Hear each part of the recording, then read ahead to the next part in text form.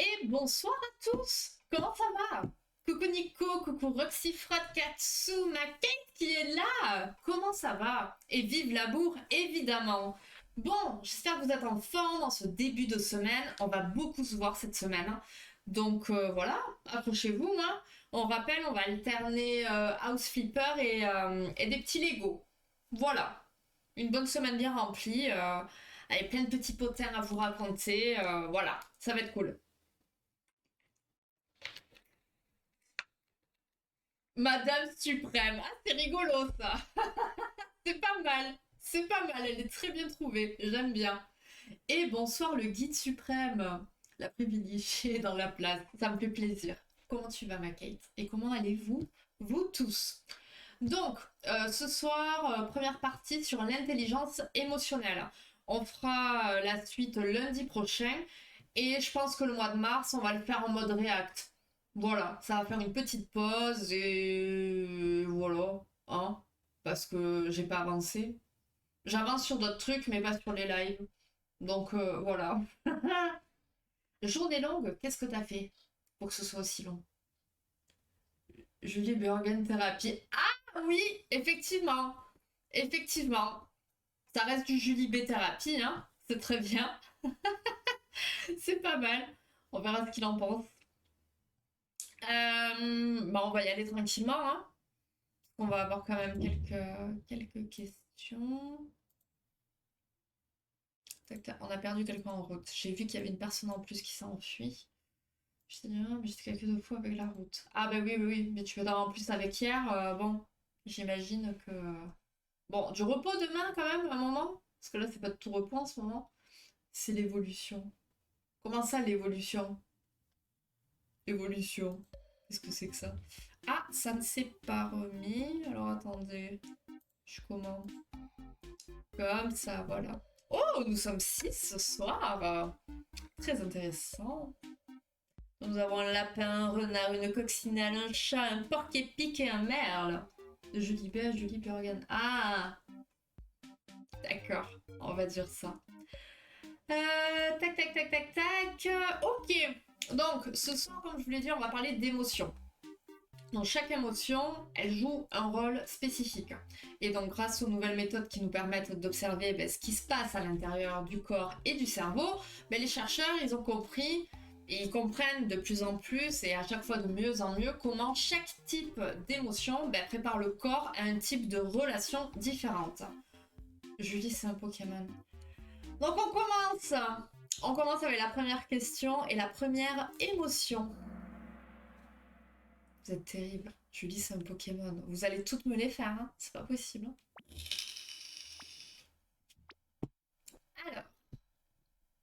Alors, la colère fait affluer le sang vers les mains. Et qu'est-ce que ça va permettre à l'individu? De s'emparer plus prestement d'une arme ou de frapper un ennemi, de ralentir le rythme cardiaque, d'améliorer sa mémoire immédiate ou d'augmenter la vision périphérique. Il commence un peu fort, je me dis. Là, le sujet... Alors non, la colère, ça va tout faire sauf ralentir le rythme cardiaque. Je sais pas si vous vous mettez souvent en colère, mais quand on se met en colère, généralement, le cœur, il s'emballe, justement, hein. Donc bon. Donc, effectivement, la colère, elle va faire affluer le sang vers les mains, et c'est ce qui va permettre à l'individu de s'emparer plus rapidement d'une arme ou de frapper un ennemi. On n'est pas pour la violence, hein, mais bon, voilà, c'est l'instinct primaire, on va dire. Et il va y avoir une sécrétion massive d'hormones, comme l'adrénaline, qui va libérer l'énergie nécessaire pour une action vigoureuse. Voilà. On passe à la prochaine émotion. Oui. Alors, je ne les ai pas mis pour tous, parce que en fait, j'avoue, j'appuie sur Google, je prends le premier truc qui me vient, et il n'y avait pas partout. Mais il y en a, un petit peu. Alors, la peur, elle dirige le sang vers les muscles qui commandent le mouvement du corps, ce qui va préparer à quoi? La fuite, l'endormissement, la digestion ou la concentration intellectuelle. On parle de peur, là, hein. Ok, on est pas mal. Quand on a peur, on est peu concentré généralement.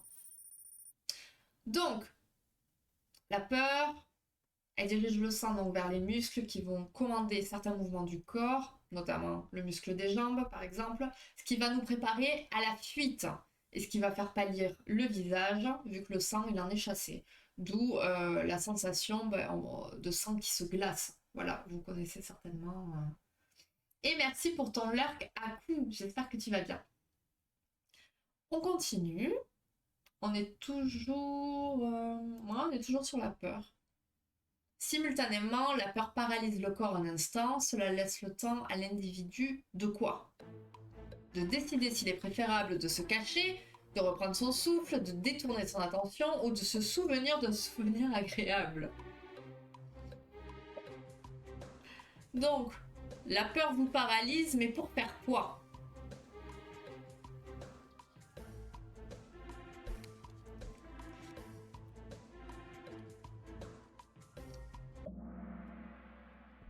Évidemment. On peut reprendre son souffle aussi, mais c'est pas la base. Donc, le corps il est paralysé et ça va nous laisser le temps de décider s'il est préférable de se cacher ou plutôt de fuir. Du coup, on sait pas trop. Donc, les centres émotionnels du cerveau ils vont sécréter massivement des hormones qui vont mettre le corps en état d'alerte générale. Le corps va se tendre, il va être prêt à agir. L'attention, elle va se fixer sur la menace imminente et l'attitude idéale pour décider quelle réaction est la plus appropriée. Voilà. On passe à une autre émotion. Je dirais plus sensation, mais bon. Alors le bonheur, ça se caractérise par une augmentation de l'activité du centre cérébral qui va augmenter l'agressivité, inhiber le sentiment négatif et accroître l'énergie disponible, supprimer l'activité sensorielle ou diminuer l'attention et la vigilance. Évidemment. C'est bien, c'est bien. Donc, le bonheur, il va se caractériser donc par une augmentation de l'activité du centre cérébral qui inhibe les sentiments négatifs et favorise un accroissement de l'énergie disponible et un ralentissement de l'activité des centres générateurs d'inquiétude. On est heureux, on est moins inquiet, en théorie. Cependant, il ne se produit pas de modifications physiologiques particulières, comme on a pu le voir avec la peur ou la colère. Si ce n'est un apaisement grâce auquel le corps se remet plus rapidement des effets biologiques induits par les contrariétés. Donc voilà, si on est heureux et qu'on a des contrariétés, ça va plus vite nous passer que si on était moins heureux. Cet état, il procure à l'organisme un repos général et donc on va accomplir avec empressement et enthousiasme toutes les tâches qui se présentent à nous. Et ça nous donne des buts variés. Voilà, vive le bonheur. On passe à 2 prochaines questions.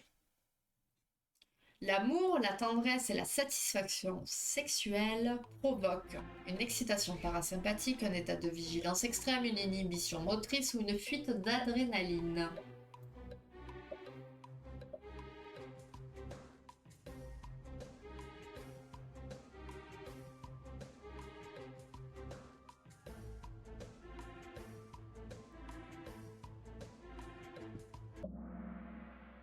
Ok, et on fait la deuxième question. Le réflexe parasympathique ou réponse de relaxation entraîne un état de calme propice à la coopération, une production d'adrénaline, une contraction musculaire générale ou une mise en alerte maximale.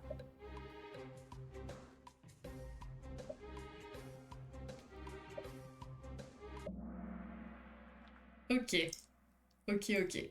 Donc, on reprend. L'amour, la tendresse et la satisfaction sexuelle, ça va provoquer une excitation parasympathique. À l'inverse, sur le plan physiologique, ça va être tout l'inverse en fait de la réaction fuir ou se battre qu'on peut retrouver dans la colère ou la peur. Donc le réflexe parasympathique, il est aussi appelé réponse de relaxation. Il consiste en un ensemble de réactions corporelles qui vont engendrer un état général de calme et de contentement propice à la coopération. Voilà. On passe à une prochaine émotion. La surprise provoque un haussement des sourcils qui élargit le champ visuel et permet d'accélérer le rythme cardiaque, de stimuler la mémoire à long terme, de mieux évaluer la situation et concevoir un plan d'action ou d'améliorer l'audition. Ok, on a un petit peu de tout. Ok. Ok, c'est plutôt rigolo. Ok. Donc, le haussement des sourcils, il élargit le champ visuel et il accroît la quantité de lumière qui va atteindre la rétine. Donc comme ça, la personne elle dispose de davantage d'informations concernant un événement inattendu. On est surpris, on écarte les yeux pour mieux intégrer toutes ces informations dont on ne s'attendait pas. Et c'est ça qui va lui permettre de mieux évaluer la situation et de concevoir le meilleur plan d'action possible. On passe à l'avant-dernière émotion. Partout dans le monde, le dégoût s'exprime par une augmentation du rire nerveux, par des gestes culturels propres à chaque société, par une accélération de la parole ou par la même expression signifiant que quelque chose est déplaisant. Ça y est, je commence à bégayer. On n'aura pas attendu trop longtemps.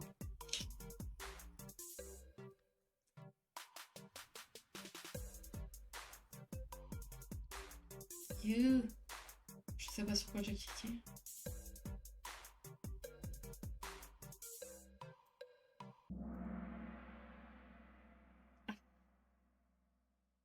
Vous êtes, vous riez nerveusement quand vous êtes dégoûté. Ça peut, hein. Ça peut, on ne juge pas, hein, en vrai. Pourquoi pas. Donc, ce que tu dis. Ah, c'est bien, tant mieux. Ça prouve qu'on parle de choses qui vous parlent. C'est déjà bon signe. Donc, le dégoût, ça va se manifester partout dans le monde par la même expression et ça possède la même signification qui est quelque chose de déplaisant, littéralement ou métaphoriquement. Et comme l'avait observé Darwin, l'expression faciale du dégoût, ça va être la lèvre supérieure qui se retrousse sur les côtés tandis que le nez se plisse légèrement. Ça semble refléter une tentative primitive pour fermer les narines à une odeur désagréable ou recracher un aliment toxique. Voilà, c'est de la survie, clairement. On va éviter de s'empoisonner, de se tuer face à quelque chose de dégoûtant. Et enfin, la dernière émotion, et on aura deux questions. Une des fonctions principales de la tristesse, c'est d'accroître la mémoire sensorielle, d'aider à supporter une perte douloureuse, de déclencher la fuite ou de renforcer la digestion.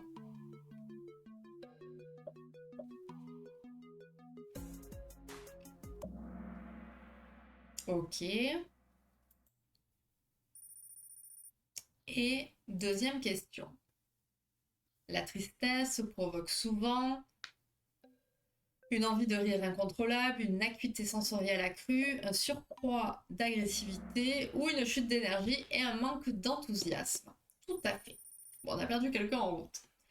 Donc on reprend. Une des fonctions principales de la tristesse, c'est d'aider à supporter une perte douloureuse, donc comme la perte d'un être cher ou une grande déception, par exemple. Et donc ça provoque une chute d'énergie et un manque d'enthousiasme pour les activités de la vie, en particulier tout ce qui va être distraction et plaisir. Et quand la tristesse devient plus profonde et qu'elle s'approche de la dépression, elle va s'accompagner d'un ralentissement du métabolisme. Le repli sur soi, en fait, il va permettre de faire le deuil d'un être cher ou de digérer un espoir déçu, d'en mesurer les conséquences pour sa propre vie. Et lorsque l'énergie revient, ben, ça nous permet de projeter un nouveau départ. Et lorsque les premiers humains étaient tristes et donc vulnérables, cette perte d'énergie, ça les obligeait un peu à rester près de leur gîte et donc en sécurité. Voilà pour les émotions. Maintenant, on va parler un petit peu d'esprit, nos esprits, précisément. Alors, on possède deux esprits. Un qui parle, l'autre qui se tait, un qui se souvient, l'autre qui oublie, l'un qui pense et l'autre qui ressent, ou l'un qui agit et l'autre qui dort. Peut-être que vous en avez parmi ceux qui sont énoncés, mais là on va en parler de deux en particulier.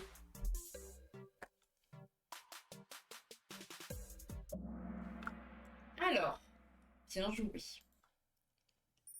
Donc on a deux esprits, un qui pense, un autre qui ressent, et on passe à deux autres questions. Et là, il va y avoir beaucoup de blabla. L'esprit rationnel est instable et incohérent, pondéré et réfléchi, instinctif et agressif, ou impulsif et désordonné. Ok. Et Et la deuxième question, pas mal.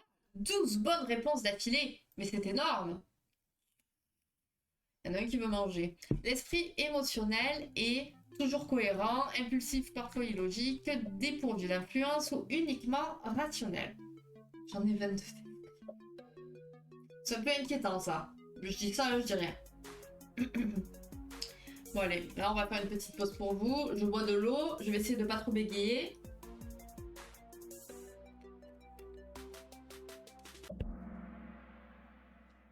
Ok. Alors, au contraire, hein, l'émotion, elle va être assez influençable. Hein. Ça va avec influence en tout cas. Donc, on a un esprit qui pense et un autre qui ressent. L'interaction de ces deux esprits, fondamentalement différents, ça va donner naissance à notre vie intérieure. Donc le premier, l'esprit rationnel, c'est le mode de compréhension dont nous sommes en général plus conscients. Il est pondéré, il est réfléchi, il fait sentir sa présence.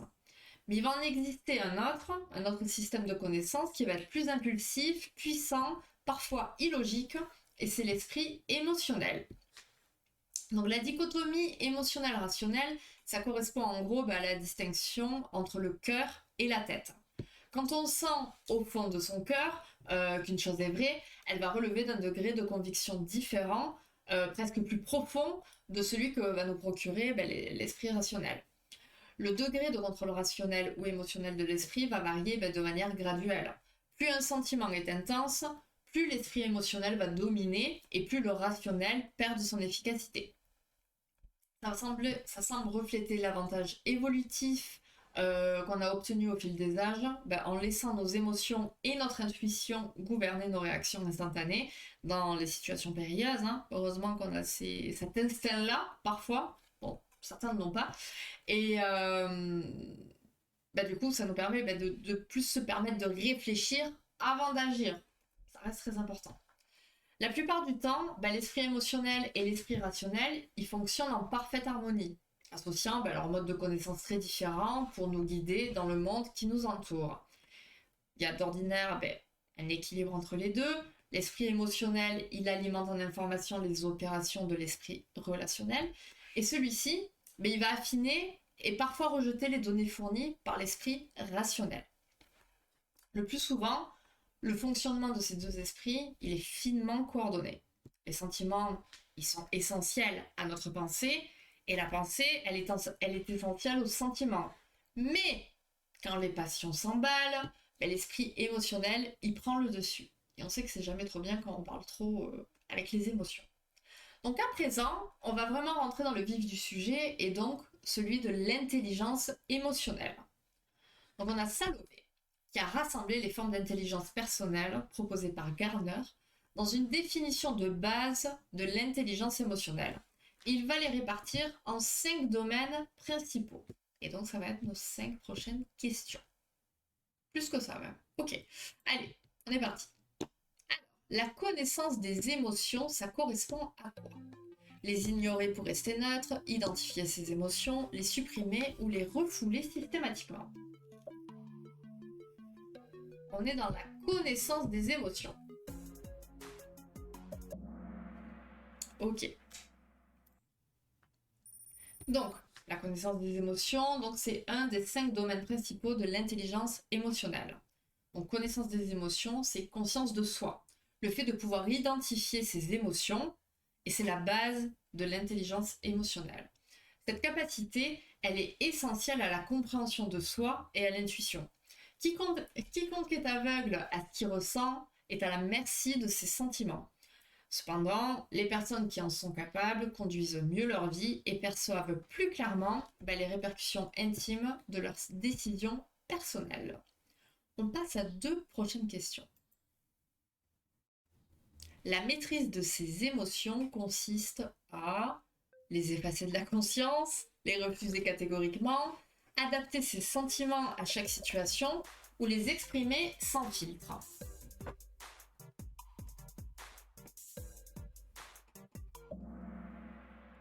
Ok. Et donc, deuxième question. Ceux qui n'ont pas cette aptitude fondamentale, donc la maîtrise des émotions, développent une hyperconcentration, ne ressentent aucune tristesse, sont en lutte constante contre des sentiments pénibles ou restent indifférents à tout. Ok. Ok. Alors, la maîtrise des émotions, donc capacité d'adapter ses sentiments à chaque situation, donc ça dépend de la conscience de soi, et les personnes qui n'ont pas cette aptitude fondamentale sont en lutte contre des sentiments pénibles, et ça de façon constante. Ceux qui la possèdent, ils supportent mieux les revers et les contrariétés que leur réserve la vie. On passe à l'autre domaine. L'automotivation. C'est utiliser la colère pour agir, dépendre uniquement de la reconnaissance extérieure, canaliser ses émotions pour se concentrer et se maîtriser, ou supprimer ses émotions pour rester neutre. Ok. On est pas mal. Vous y connaissez quand même en émotion. Ça va. Donc l'automotivation, c'est savoir canaliser ses émotions pour se concentrer, se maîtriser et s'automotiver. Le contrôle de ses émotions, donc le fait d'être capable de remettre à plus tard la satisfaction de ses désirs et de réprimer ses pulsions, c'est la base de tout accomplissement. Les gens qui possèdent cette aptitude sont en général extrêmement productifs et efficaces dans ce qu'ils entreprennent. Voilà. C'est genre, j'ai envie de manger un muffin au chocolat là, maintenant. Bah, je ne cède pas mes désirs et mes pulsions, j'attends plus tard. C'était un exemple, j'ai faim, c'est pour ça. Mais voilà, c'est un exemple pour exprimer le truc. Pourquoi je suis toujours avec la bouffe, c'est pas possible. Prochaine question. La perception des émotions d'autrui correspond à l'empathie, la projection, l'indifférence ou la sympathie.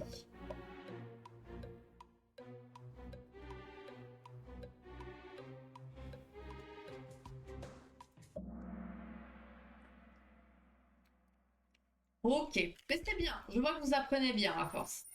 Donc, l'empathie, ça va être une autre faculté fondée sur la conscience de soi et qui constitue l'élément fondamental de l'intelligence interpersonnelle.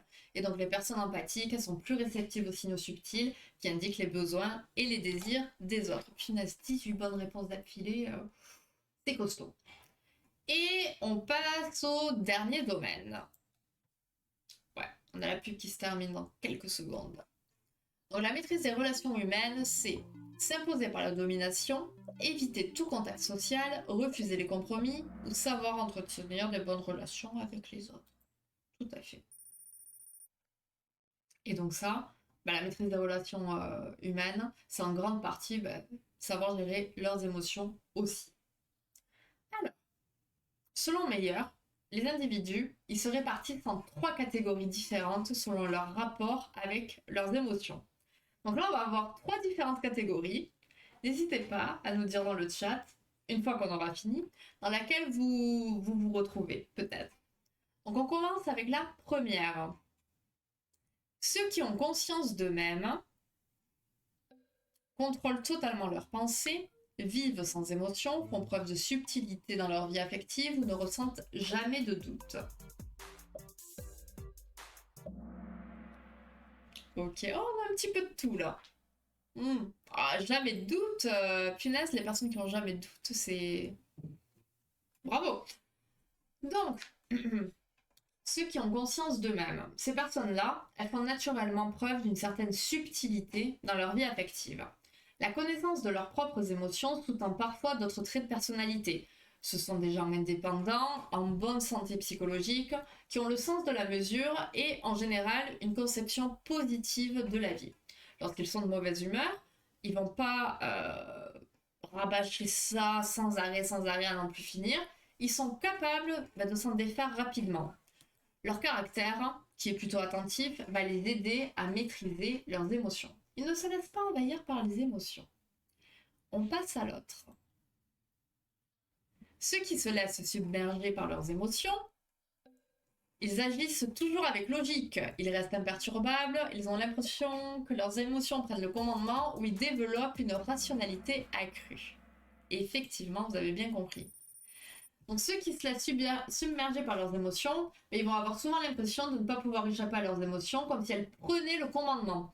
Ils vont être versatiles et ils n'ont pas vraiment conscience de leurs sentiments, de sorte qu'ils s'abîment en eux, en fait, vraiment au fond d'eux, et ils perdent toute distance. En conséquence, ils ne font pas grand-chose pour se défaire de leur mauvaise humeur, et ils ont souvent le sentiment de ne pas contrôler leur vie affective. C'est un petit peu embêtant de se laisser submerger. Et enfin, dernière question et donc dernière catégorie. Ceux qui acceptent leur disposition d'esprit. Ils ont conscience de ce qu'ils éprouvent mais ils ne cherchent pas à y remédier. Ils transforment instantanément leurs émotions négatives, ils suppriment toute tristesse par volonté ou ils ne perçoivent jamais leur état intérieur. Ok, on met le podium juste après. Donc, ceux qui acceptent leur disposition d'esprit. En fait, tout en ayant seulement conscience de ce qu'ils éprouvent, ils vont avoir tendance, eux aussi, à ne rien faire pour y remédier. Il semble que cette catégorie, elle se subdivise en deux. D'une part, les personnes généralement de bonne humeur et donc peu enclines à modifier leur état, et d'autre part, celles qui, tout en ayant conscience de leur saute d'humeur, les acceptent et ont tendance à s'y laisser aller et à ne rien faire. Et cette tendance, elle se rencontre souvent chez les dépressifs, résignés à leur désespoir. Alors, voyons voir où on en est pour ce premier live sur l'intelligence émotionnelle.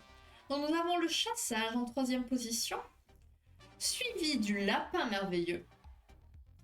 Et en première place, bravo, nous avons le renard mystérieux. Et donc suivi du merle et de la coccinelle. Bien joué à vous. Il y a un sans faute, non? Alors, je sais pas. Alors, 18 réponses, non, parce qu'il y avait 21 questions. Merde, j'arrive plus à quitter le truc. Ah, c'est là. Mais presque. C'était presque un sans faute. Alors, bravo. Bravo. C'est très beau. Alors, on va retirer ce message. 22, ouais. Donc, pas mal du tout. Donc, semaine prochaine, on va continuer. Je regarde un petit peu de quoi on va parler. Ok. Ok, ça va être très intéressant, comme toujours. C'est pas mal. Il y a beaucoup de questions. Combien il y a de questions? Bon, on va avoir à peu près le même genre, le même nombre de questions, je pense. Waouh, ma Kate, 2e. Tu vois, il faut que tu viennes au live psy. T'es trop forte. Bien joué. Maintenant, tu vas pouvoir te battre avec Atsu pour la première place. Bravo. Nico, il en bégait tellement. Il te dit FF au lieu de GG. Bon, c'était bien sympa. Donc ouais, semaine pro, on fait la 2e partie. Et ensuite, on se fera du React. Je les ai pas encore préparés. Je sais pas trop encore de quel thème on va parler. Si jamais vous avez des envies particulières et que je peux trouver des reportages, vous me dites. Hein. Je regarderai. N'hésitez pas à l'écrire sur le Discord dans la partie psy. Comme ça, je trouverai. Mais je le sais, Nico, je te taquine. Je sais bien. Et nous, on se retrouve du coup demain. Demain sur House Flipper. On va faire quelques missions. On verra si on rachète, mais on va avancer un peu des missions pour se faire des sous, surtout. Et puis voilà. Et puis on papotera. Voilà. On papotera et je répondrai à vos questions. Fais attention, si tu entends des roues de chaise droite, c'est Nico, il vient de tuer vu qu'il te dit. Nico, il veut pas être 3e ou 4 ou 5. Je sais pas combien t'étais, mon Nico. Voilà, il veut la 2e place. Bon les amis, je vous fais des bisous, passez une très bonne soirée, merci pour votre participation, ça me fait plaisir. On se retrouve demain soir sur House Flipper vers 17h30 comme d'habitude. Merci Nico. Et puis je vous fais des bisous. Et puis, 4e, bien joué. Bravo, bravo Nico. Bravo à tous, bravo pour votre participation, vous avez été très forts. Et donc on reparlera des émotions la semaine prochaine. Voilà. Je vous fais des bisous, passez une très bonne soirée, bon appétit si vous n'avez pas mangé. Et à demain soir. Des bisous, ciao ciao.